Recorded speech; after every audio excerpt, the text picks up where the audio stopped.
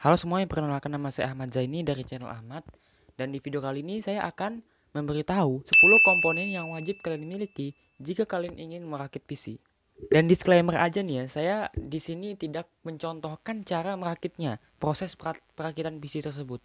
Tapi di sini saya hanya memberitahu komponen apa saja yang dibutuhkan. So, langsung saja ke inti videonya.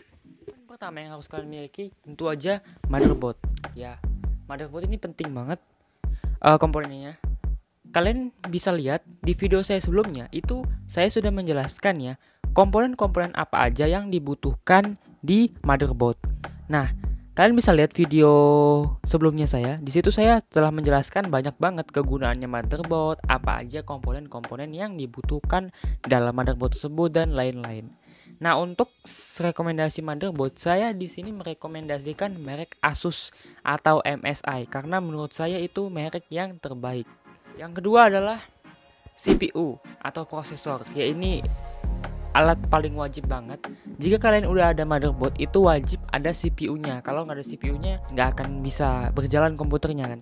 Nah, CPU ini adalah otak dari komputer yang dimana komputer membutuhkan CPU tiap kali komputer itu menjalankan programnya.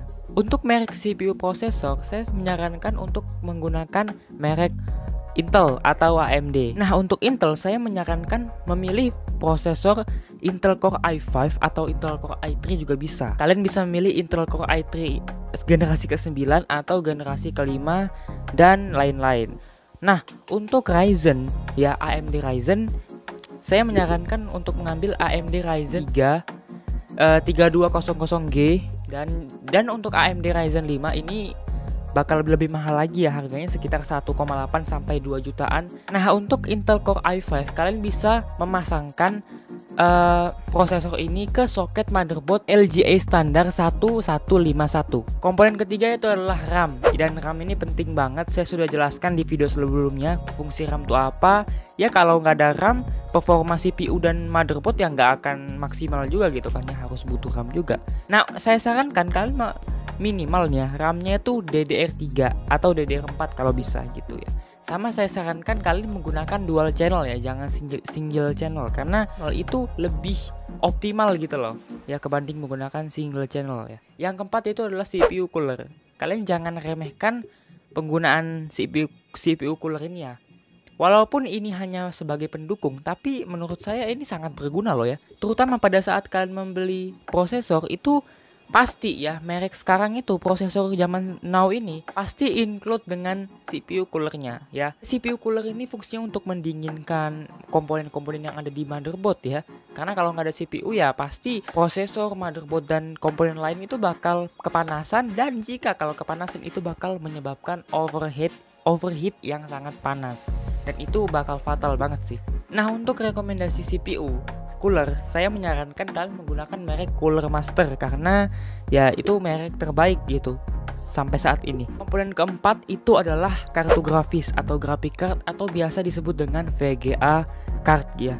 Nah, fungsi dari graphic card ini ya fungsinya untuk mengimplementasikan ya grafis yang ada di script komputer itu kok, yang ada di program komputer, dia mentransfer ke layar monitornya. Jadi ya anggap aja gitu ya, layar grafis gitu loh. Nah, semakin bagus merek VGA card yang kalian gunakan, itu ya grafisnya bakal semakin bagus juga gitu. Nah, graphic card ini penting banget ya bagi kalian yang suka editing, rendering ataupun gaming, dan juga streaming nonton film di Netflix dengan resolusi 4K. Ini menurut saya penting banget ini komponen. Walaupun kalau kalian merakit PC tanpa VGA card itu bisa-bisa aja, cuma ya bakal nggak maksimal gitu kegunaannya. Nah, jika kalian suka bermain game, ya saya sarankan kalian mengambil VGA card dari AMD atau dari Nvidia. Itu sama aja, sama-sama bagus. Untuk Nvidia, minimal kalian menggunakan GTX 750 ya, atau kalau bisa 1050 atau 1070. Itu untuk gaming jos banget. Dan untuk AMD Radeon kalian bisa mengambil RX 570 atau 80 atau yang lebih baik lagi. Cuma untuk RX 570 sampai 80 itu harganya lumayan murah, plus juga performanya terbaik untuk bermain game gitu. Saya sarankan buat kalian yang suka 3D model ya, rendering dan juga editing, untuk VGA cardnya tuh ambil aja Nvidia ya, karena ada beberapa software gitu ya, kayak software Blender, software 3D itu ya, 3D animation yang nggak support VGA card dari AMD gitu. Jadi kalian bisa ngambil Nvidia 1050 aja ya, itu terbaik sih untuk rendering dan juga gaming. Yang kelima yaitu adalah kalian bisa menggunakan SSD ataupun hard disk. Saya sarankan jika kalian yang suka gaming, editing, rendering dan juga 3D model, itu kalian ambil aja SSD, kalian wajib ambil SSD. Cuma bagi kalian yang cuma sekedar hiburan doang gitu kan, nonton YouTube, film dan juga nugas ya, itu kalian bisa ambil hard disk aja, nggak apa-apa ya. Karena fungsi dari SSD ini jika dibandingkan dengan hard disk, itu kecepatan SSD ini ya bisa lebih meningkat gitu. Jadi kalau kalian bermain game dengan menggunakan SSD ini, loading dari game itu jadi tambah cepat ya, rendering kalian itu bakal lebih cepat lagi dan juga performanya gitu loh bakal cepet gitu. Saya sarankan kalian mengambil SSD yang minimal ya 128 GB ya. Terserah itu merek SSD apa ya. Dan yang keenam ini yang paling penting yaitu adalah power supply. Komputer, kalau kalian mau rakit komputer tapi nggak ada power supply, ya percuma, aneh juga kan ya. Jadi kan harus beli power supply. Karena power supply ini adalah untuk menyalurkannya, saluran aliran data di motherboard itu ditransfer ke listrik gitu ya, ditransfer ke listrik. Jadi power supply ini sebagai penghantar listrik gitu ya, powernya dari sebuah komputer. PC komputer kalau nggak ada power supply ya itu sama aja bohong, nggak akan bisa nyala ya. Saya sarankan kalian mengambil power supply yang 500 watt ya, karena itu bakal kuat banget ya. Dan yang ketujuh itu adalah casing ya, casingnya PC. Untuk merek casing itu kalian bisa mengambil merek dari Armageddon atau terserah yang lainnya. Intinya cari casing yang lebar ya, yang bisa untuk semuanya, bisa untuk menaruh semua komponennya dan juga ambil yang bisa menaruh 2 hard disk dan juga 2 SSD. Kalau kalian mengambil power supply yang dikit itu bakal susah juga di kemudian hari ya. Dan jika kalian ingin mengupgrade komponen PC kalian gitu, jadi kalian nggak susah-susah gitu kan ya. Jika kalian mau nambah SSD kan tinggal ada gitu ya tempat yang lainnya. Walaupun kalian bisa merakit komputer tanpa harus ada casingnya, tapi menurut saya casing ini jadi lebih rapi aja gitu teman-teman ya. Apalagi kalau casing yang udah ada coolernya, terus dia RGB, itu juga bakal lebih baik lagi sih.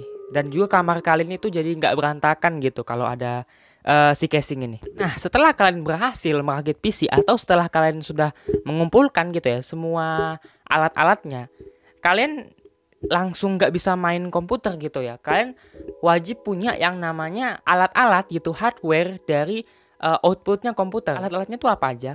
Hardware yang wajib dibutuhkan itu seperti keyboard, headset, mungkin flash disk atau hard disk eksternal, atau juga alat print. Dan terus juga ada monitor ya, itu hardware yang wajib. Webcam juga. Dan satu lagi buat kalian yang suka main game gitu ya, game tinju gitu, game fighting atau game di emulator seperti PS2, PS3 dan lain-lain, ya nggak wajib juga sih, cuma sebagai buat alternatif buat kalian yang suka main pakai stick gitu ya. Kalian wajib yang namanya joystick ya. Terserah kalian menggunakan joystick apa aja ya, mau yang murah, yang mahal itu ada dan bisa dikonekkan ke laptop atau PC kalian. Saya menyarankan kalian menggunakan joystick ya dari Xbox One karena itu merek terbaik. Saya juga udah pernah punya dan saya sering konekkan ke laptop saya. Dan itu bagus banget, beneran. Main game racing, game fighting, dan lain-lain itu terasa enak banget. Atau kalian bisa menggunakan joystick dari DualShock 4. Ini saya punya ya. Kalian bisa lihat, karena saya punya PS4 ya. Dan ini enak banget loh digunain loh. Beneran, ini enak banget digunain ya. Atau kalian juga bisa menggunakan joystick lainnya yang lebih murah gitu. Dan yang terakhir ya, ini sebenarnya bukan komponen hardware. Ini adalah software ya. Setelah kalian merakit PC dan menyiapkan monitor dan lain-lain, istilahnya udah siap dipakai, cuma ya belum siap gitu. Kalian juga harus menginstal OS-nya ya, menginstal Windows-nya gitu atau Linux-nya. Nah, kalian membutuhkan yang namanya Windows ya, Windows 10 atau bisa juga Windows 11. Kalian harus menginstal ya mungkin lewat flash disk atau hard disk eksternal yang ada di perangkat lainnya. Kalian bisa install itu di warnet gitu ya. Atau juga kalian bisa langsung install di browsernya langsung ya. Cuma Windows itu berbayar teman-temannya. Cuma ada yang gratis, kalian harus bajak. Cuma saya nggak sarankan untuk membajak ya. Cuma itu terserah kalian lagi, mau bajak atau enggak itu ya terserah kalian. Nah itu dia, mungkin ada berapa tadi ya, 8 atau 9 komponen yang wajib digunain untuk merakit PC. Nah jika kalian sudah menyiapkan beberapa tadi ya, itu udah pasti bisa digunain PC kalian, sudah bisa dimainin. Tentunya untuk merakit PC itu, proses perakitan PC itu benar-benar nggak mudah teman-temannya. Mulai dari menyiapkan dananya, kalian juga harus bisa merakit PC, kalian juga harus tahu jenis-jenis komponennya. Sebenarnya komponen pertama tuh uang gitu. Bukan motherboard gitu sebenarnya. Nah ya kalau nggak ada uang ya nggak akan bisa beli komponen-komponen tersebut gitu ya. Mungkin segitu aja dulu video dari saya ya. Itu aja yang bisa saya sampaikan, yang bisa saya bicarakan hari ini juga. Semoga aja kalian terhibur dan juga semoga aja video ini bisa membantu kalian gitu ya. Mungkin kalian bisa searching lagi di Google, di YouTube dan lain-lain tentang cara perakitan PC. Karena mohon maaf di video kali ini saya nggak bisa mempraktekkan karena saya nggak ada PC. Jadi ya dimaklumi aja gitu. Oke, saya Ahmad mohon undur diri dari video ini. Sampai jumpa lagi di video berikutnya, and goodbye.